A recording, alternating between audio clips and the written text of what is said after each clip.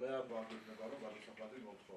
ამიტომ ავტომობილში ჭიხშია. ამიტომ გადაიყავოს 100-ს და მე რა თქმა უნდა.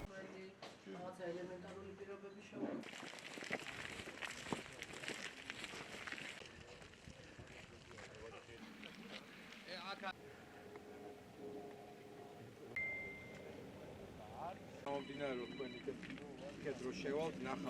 თეცხაროს მუნიციპალიტეტში სრულდება ევროპული სტანდარტების შესაბამისი ნარჩენების განთავსების ობიექტი, რომელიც იქნება შეიძლება ითქვას საჩვენებელი.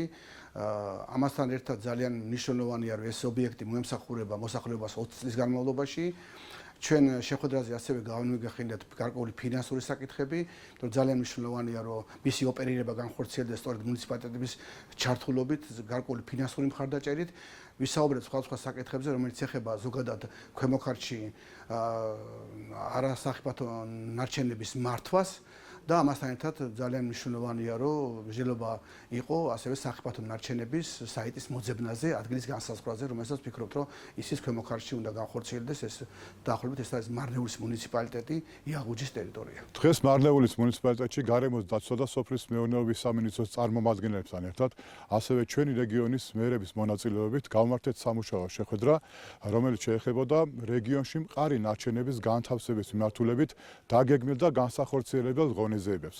მოგეხსენებათ, რომ უახლოეს პერიოდში ჩვენს რეგიონში ფუნქციონირებას დაიწყებს თანამედროვე სტანდარტების შესაბამისი მყარი ნარჩენების განთავსების ობიექტი, სადაც ჩვენ ახლა ვიმყოფებით და ეს გახლავთ თეთრწყაროს მუნიციპალიტეტი. ამ შეხვედრაზე ასევე განვიხილეთ ეგრეთ წოდებული კარიბჭის გადასახადის ტარიფები და ის მეთოდოლოგია, რითაც უნდა განისაზღვროს ეს გადასახადი.